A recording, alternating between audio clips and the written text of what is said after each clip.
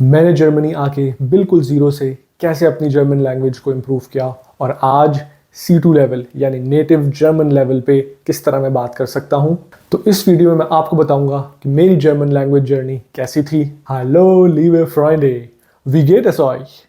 कैसे हैं आप सब? आई होप आप सब लोग ठीक होंगे। अगर आपको मेरी वीडियो से बेनिफिट मिल रहा है तो मेरे चैनल को सब्सक्राइब कीजिए, इस वीडियो को लाइक कीजिए, अपने फ्रेंड्स के साथ शेयर कीजिए और ज़रूर अपने कमेंट्स मेरे साथ शेयर कीजिए। अगर आप मेरे चैनल को फॉलो कर रहे हो तो आपने ये ज़रूर सोचा होगा कि ये बंदा बैठ के जो हमें जर्मन लैंग्वेज सीखने का भाषण दे रहा है, इसकी अपनी जर्मन लैंग्वेज की जर्नी कैसी थी, ये खुद कहाँ से शुरू हुआ और कहाँ पे पहुँचा, क्या इसको जर्मन आती भी है या ये सिर्फ हमें जो है कहानी सुना रहा है। आज मैं आपको अपनी जर्मन लैंग्वेज जर्नी के बारे में बताऊंगा कि मैंने कहाँ से शुरू किया ज़ीरो जर्मन लैंग्वेज नॉलेज से, और आज जो मैं एक नेटिव लेवल पे जर्मन बोल रहा हूँ वो कौन कौन से स्टेप्स थे जो मैंने अपनी जर्मन लैंग्वेज जर्नी में किए जिससे मैं आज यहाँ तक पहुँच सका हूँ। आपको मेरी जर्मनी में हिस्ट्री के बारे में भी पता चलेगा और इसको देख के आपके अंदर भी कॉन्फिडेंस आएगा कि आप अपनी जर्मन लैंग्वेज इंप्रूव कर सकते हो। जो मैंने किया वो कोई रॉकेट साइंस नहीं या कोई मैजिक नहीं, ये सब पे अप्लाई होती हैं ये टिप्स। तो लेट्स बिगिन। मुझे जर्मनी आए हुए 17 ईयर्स हो चुके हैं। 2007 में जब मैंने अपनी हाई स्कूल एजुकेशन पूरी की थी, मैं 18 ईयर्स का था, तो मुझे जर्मनी आके अपनी बैचलर स्टडीज़ करने का मौका मिला। जैसा मैंने आपको अपनी इंट्रोडक्शन वीडियो में बताया था, जिसका लिंक मैं आपको यहाँ पे दिखा रहा हूँ, कि जर्मनी एक्चुअली मेरी फर्स्ट प्रेफर्ड डेस्टिनेशन नहीं थी, बट किस्मत को कुछ और मंजूर था तो मैं जर्मनी पहुंच गया अपने बैचलर्स करने। जर्मनी आने से पहले जर्मन लैंग्वेज सीखना तो दूर की बात, मैंने कभी ये भी नहीं सोचा था कि मैं जर्मनी में ज़्यादा अरसा रहूँगा। एडमिशन भी मेरा एक प्राइवेट यूनिवर्सिटी में हुआ था जहाँ पे मीडियम ऑफ इंस्ट्रक्शन यानी जो पढ़ाने की लैंग्वेज है वो इंग्लिश थी। तो मैंने सोचा हुआ था कि जर्मन लैंग्वेज तो मैंने बिल्कुल नहीं सीखनी, मुझे इसके जर्मनी में क्या फ़ायदा होगा अगर मैंने पढ़ाई इंग्लिश में करनी है और उसके बाद जर्मनी से चले जाना है। लेकिन जैसे ही सितंबर 2007 में मैं ब्रेमन के एयरपोर्ट पे फर्स्ट टाइम जर्मनी में लैंड हुआ तो मुझे पता चल गया कि यहाँ पे जर्मन लैंग्वेज के बगैर तो कुछ सीन ही नहीं है। एयरपोर्ट पे सारे साइंस जर्मन में थे, सब लोग जर्मन में बात कर रहे थे, कोई भी नहीं था जो मेरे जैसा दिख रहा था या मेरी ज़बान में या इवन इंग्लिश में बात कर रहा था। मुझे तो जर्मन इतनी भी नहीं आती थी कि मैं उनसे पूछूं स्प्रेchen Sie इंग्लिश, यानी क्या आप इंग्लिश बोल सकते हैं। जैसे ही सेमेस्टर शुरू हुआ तो मैंने अपनी यूनिवर्सिटी में जर्मन लैंग्वेज कोर्स में A1 जो कि बिगिनर्स कोर्स है उसके लिए एनरोल कर लिया। पहले सेमेस्टर में हमने A1.1 जर्मन पढ़ी। बहुत बेसिक जर्मन नॉलेज होती है ये। हमारे सेमेस्टर में हर वीक में 2 जर्मन क्लासेस होती थी अराउंड 1.5 आवर्स की। ये एक बिगिनर्स कोर्स था तो इसमें कोई प्रीवियस जर्मन नॉलेज रिक्वायर्ड नहीं थी। सेकेंड सेमेस्टर आया तो A1.1 के बाद A1.2 किया। उसमें भी यूनिवर्सिटी के कोर्स में वीक में 2 क्लासेस जर्मन की होती थी और एंड पे एक एग्जाम होता था। A1.2 के बाद मैं समर ब्रेक में अपने घर चला गया। वहाँ पे मैंने कोई जर्मन नहीं बोली, कोई प्रैक्टिस नहीं की। फिर नेक्स्ट सेमेस्टर शुरू हुआ। नेक्स्ट सेमेस्टर में हमारा A2.1 था कोर्स पहला, उसमें भी 2 क्लासेस हर वीक। और उसका अगला सेमेस्टर A2.2 जिसमें थोड़ा सा आहिस्ता आहिस्ता समझ आ रहा था कि जर्मन कैसे बोल सकते हैं। बहुत ही सिंपल सेंटेंसेस मुझे बोलना आ रहे थे। लेकिन उसमें भी मैंने समर ब्रेक में जर्मनी में नहीं स्टे किया। मैं अपने पेरेंट्स के पास जो कि उस वक्त चाइना में रहते थे गया और वहाँ पे ही मैंने अपनी समर इंटर्नशिप की जो कि यूनिवर्सिटी में मैंडेटरी थी ग्रेजुएशन के लिए। थर्ड ईयर जब बैचलर्स का शुरू हुआ तो उसमें B1.1 से कोर्स शुरू हुआ और मैं अपनी जर्मन आहिस्ता आहिस्ता करके इम्प्रूव कर रहा था। उस ज़माने में मैंने क्लासरूम से बाहर आहिस्ता आहिस्ता जर्मन प्रैक्टिस करना शुरू की।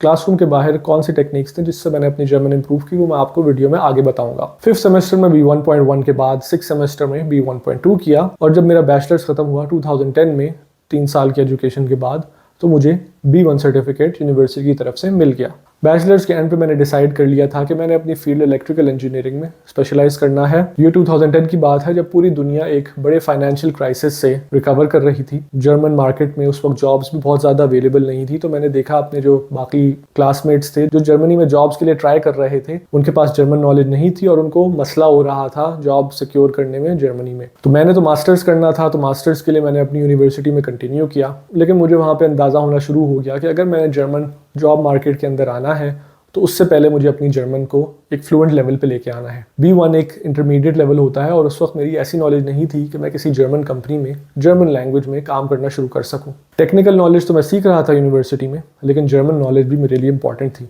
मास्टर्स के पहले साल में मैंने कोई कोर्स नहीं लिया क्योंकि मेरी स्टडीज़ का प्रेशर बहुत ज़्यादा था, लेकिन मैंने अपनी CV जर्मन में कन्वर्ट कर ली और इंटर्नशिप्स के लिए अप्लाई करना शुरू कर दिया, वो भी जर्मन कवर लेटर के साथ। जब आपकी एप्लीकेशन किसी जर्मन कंपनी को जर्मन लैंग्वेज में आती है तो वो एक आपको डिफरेंट तरीके से कंसिडर करते हैं। आपके इंटरव्यू कॉल के चांसेस इंप्रूव हो जाते हैं अगर आप जर्मन लैंग्वेज में अप्लाई करते हो। ये चीज़ मैंने अपने बाकी बैचमेट्स के साथ नोटिस की जो इंग्लिश में अप्लाई कर रहे थे। तो उनके पास एक बहुत छोटी कंपनीज का पूल था जहाँ पे वो एप्लीकेशंस भेज सकते थे। ज़्यादातर कंपनीज अपनी वैकेंसीज इंटर्नशिप्स की हों या जॉब्स की हों वो जर्मन लैंग्वेज में पोस्ट करते थे ऑनलाइन। तो CV और कवर लेटर जर्मन होने की वजह से मुझे इंटरव्यू की कॉल्स आना शुरू हो गई। तो उस पॉइंट पे मैंने डिसाइड किया कि मैं अपनी इंटर्नशिप का जो इंटरव्यू है उसको मैं जर्मन में स्टार्ट करूंगा एटलीस्ट। तो इंटरव्यू की कॉन्वर्सेशन के जो फर्स्ट सेंटेंसेस होते थे वो मैं हमेशा जर्मन लैंग्वेज में बोलता था। लेकिन जैसे ही टेक्निकल नॉलेज पे बात आना शुरू होती थी तो मैं रिक्वेस्ट करता था कि प्लीज़ इंग्लिश में स्विच कर जाए।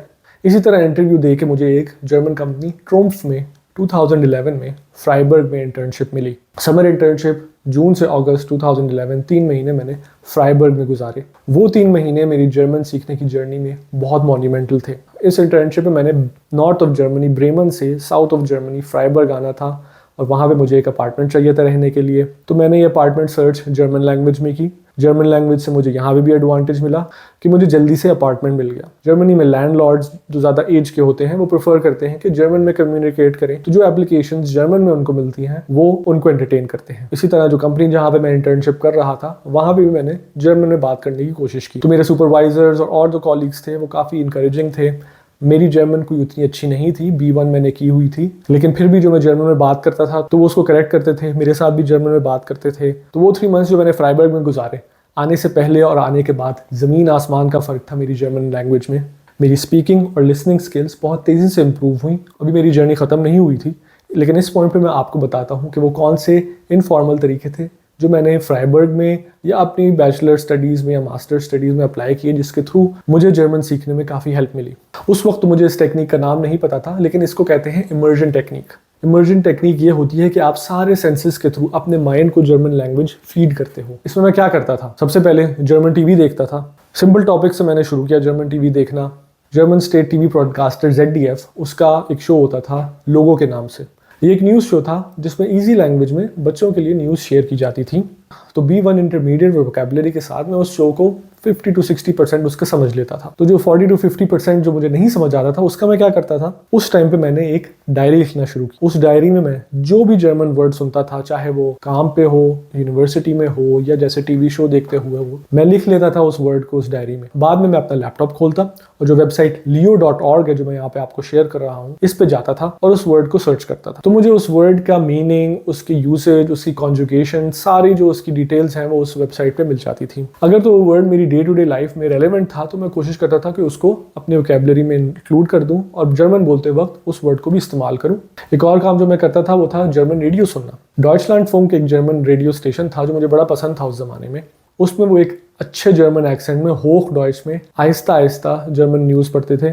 तो फिर जर्मन टॉक शोज थे, जैसे मार्कुस लांस का शो होता है, वो मैंने देखना शुरू किया उस ज़माने में। उसमें वो सोसाइटी और पॉलिटिक्स से रिलेटेड इंपॉर्टेंट टॉपिक्स पर डिस्कशन करते थे और एक्सपर्ट्स के साथ डिस्कशन होता था और काफ़ी हाई लेवल की जर्मन बोलते थे। तो मुझे तो वो बहुत कम समझ आती थी, लेकिन सोते वक्त मैं वो शो लगा लेता था और जितना मुझे थोड़ा बहुत समझ आता था उसको मैं देख लेता था। फिर जब बात एंटरटेनमेंट की आती थी तो जैसे मेरी फेवरेट टीवी शोज उस ज़माने में फ्रेंड्स या स्क्रब्स या हाउस, ये सारे आप लोगों को पता नहीं पता है कि नहीं, उस ज़माने में काफ़ी मशहूर टीवी शोज होते थे। तो ये सारे मैंने शोज इंग्लिश में देखे हुए थे। तो जर्मन सीखने के लिए मैंने ये किया कि जो इनके जर्मन डब्ड वर्जन्स थे वो मैंने ऑनलाइन ढूंढना शुरू किए। इन्हीं शोज़ को मैं जर्मन लैंग्वेज में देखता था। शुरू में मैंने इंग्लिश सबटाइटल्स के साथ इन शोज़ को देखना शुरू किया ताकि अगर मुझे जर्मन नहीं समझ आ रही तो मैं सबटाइटल से समझ लूँ कि क्या बात हो रही है। क्योंकि मुझे कॉन्टेक्स्ट के बारे में पता था तो बहुत सारी सिचुएशन में मुझे डायलॉग्स याद भी थे पहले के। तो वो जो डायलॉग मुझे इंग्लिश में याद थे जब वो जर्मन लैंग्वेज में बोल रहे थे तो मुझे एटलीस्ट उनका कॉन्टेक्स्ट समझ आ रहा था। और वोकैबुलरी के लिए जैसे मैंने बताया, जो मुझे नहीं समझ आ रहे थे वर्ड्स वो मैं अपनी डायरी में लिखता जाता था। वो जो डायरी लिखने की हैबिट थी उसके थ्रू मेरे पास एक बहुत बड़ी वोकैबुलरी जमा होना शुरू हो गई। हर हफ्ते या जब भी मेरे पास टाइम होता तो वो मैं अपनी डायरी जेब से निकालता और उसमें जो भी वर्ड्स मैंने लिखे होते तो मैं उनको रिवाइज करता था। ये रिविजन भी एक इंपॉर्टेंट टास्क था क्योंकि अगर मैं रिवाइज ना करता तो जो मैंने वर्ड 1 महीना पहले या कुछ हफ्ता पहले सुने तो वो मैं भूल चुका होता। लेकिन रिवीजन के थ्रू वो वर्ड्स मेरी वोकैबुलरी के अंदर बिल्डअप होना शुरू हुआ और मेरी जर्मन वोकैबुलरी आहिस्ता आहिस्ता करके बढ़ना शुरू हो गई। एक और एस्पेक्ट इमर्जन का ये था कि मैं अपने फ्रेंड्स के साथ एक्टिविटीज करता था, कुकिंग, ट्रैवलिंग या इवन कोई भी गपशप उनके साथ। तो वो जो मैं जर्मन फ्रेंड्स के साथ अपनी एक्टिविटीज़ कर रहा था, उसमें भी मैं कोशिश करता था कि उनके साथ जर्मन में बात करूँ। उस एक्टिविटी से न सिर्फ मेरी जर्मन इंप्रूव हुई, बल्कि मैंने जर्मन सोसाइटी के बारे में सीखा काफ़ी कुछ, और उसके थ्रू मुझे फील हो रहा था कि मैं जर्मन सोसाइटी में बेहतर तरीके से इंटीग्रेट कर रहा हूँ। तो अब आते हैं वापस मेरी स्टोरी पे जो मैं आपको बता रहा था। इंटर्नशिप के बाद मैं वापस यूनिवर्सिटी गया और मैंने साथ ही अपनी मास्टर्स थीसिस के लिए कंपनीज ढूंढना शुरू कर दी। मेरा एम ये था कि मैं मास्टर्स थीसिस एक जर्मन कंपनी में करूँ। इसके दो रीजन। एक रीजन तो of course job experience gain करना, कि जितना टाइम आप किसी कंपनी के साथ जर्मनी में काम करते हो उतने ज़्यादा चांसेस होते हैं कि स्टडीज़ के बाद आपको वो एक जॉब ऑफर करते हैं। उसका दूसरा एस्पेक्ट ये था कि जर्मन लैंग्वेज भी आपकी किसी जर्मन कंपनी में रहते हुए ही इंप्रूव होती है। तो मैंने अपने जर्मन CV और कवर लेटर के साथ मास्टर्स थीसिस के लिए अप्लाई करना शुरू किया। लकीली एक बड़ी कंपनी जर्मनी की बॉश, मुझे वहाँ पे स्टुटगार्ट में मास्टर्स थीसिस करने का चांस मिला। अगेन उसका भी इंटरव्यू मैंने जर्मन लैंग्वेज में दिया। मास्टर्स थीसिस जब मैंने शुरू कर दी तो मेरे सुपरवाइजर ने ये कंफर्म किया कि क्योंकि मैं जर्मन बोल रहा था तो मैं बाकी कैंडिडेट से ज़्यादा सूटेबल था इस मास्टर्स थीसिस के लिए। मास्टर्स थीसिस के लिए भी मैं ब्रेमन से स्टुटगार्ट आया और अगेन अपार्टमेंट सर्च पूरी जर्मन लैंग्वेज में की। स्टुटगार्ट में उस ज़माने में भी अपार्टमेंट ढूंढना एक बहुत मुश्किल चैलेंज होता था, लेकिन क्योंकि मैंने जर्मन में अपनी एप्लीकेशंस भेजी थी तो मुझे ज़्यादा व्यूइंग अपॉइंटमेंट्स मिल रहे थे। तो मुझे स्टुटगार्ट में अपनी मास्टर्स थीसिस के लिए 6 मंथ्स के लिए अपार्टमेंट मिल गया और यहाँ पे रहते हुए भी मैंने अपनी वही टेक्निक अप्लाई की कि ज़्यादा से ज़्यादा जर्मन बोली अपने कॉलीग्स के साथ। यूनिवर्सिटी में रहते हुए मैंने C1.1 का एक कोर्स भी किया था। तो मास्टर्स थीसिस के बाद मुझे बॉश में रहते हुए एक अच्छी अपॉर्चुनिटी मिली कि मैं बॉश में एक इंडस्ट्रियल PhD कर सकूँ। ये 2013 की बात है। 2013 में जब मैंने अपनी PhD के लिए इंटरव्यू दिया तो मैंने कम्प्लीटली जर्मन लैंग्वेज में दिया। अपने प्रोफेसर के साथ जर्मन में मैंने मीटिंग की। अपनी बॉश कंपनी में मेरा सुपरवाइज़र और सारे कॉलीग्स के साथ जर्मन में मेरी कम्युनिकेशन थी। और इस पॉइंट पे मुझे फील हो गया था कि अब मुझे जर्मन एक प्रोफेशनल लेवल पे आ चुकी है। और उस पॉइंट पे मैंने अपनी CV में भी लिखना शुरू कर दिया कि मुझे फुल प्रोफेशनल फ्लुएंसी है जर्मन लैंग्वेज में। तो फास्ट फॉरवर्ड करके आ जाते हैं 2024 में। आज मुझे जर्मनी में 17 साल हो चुके हैं।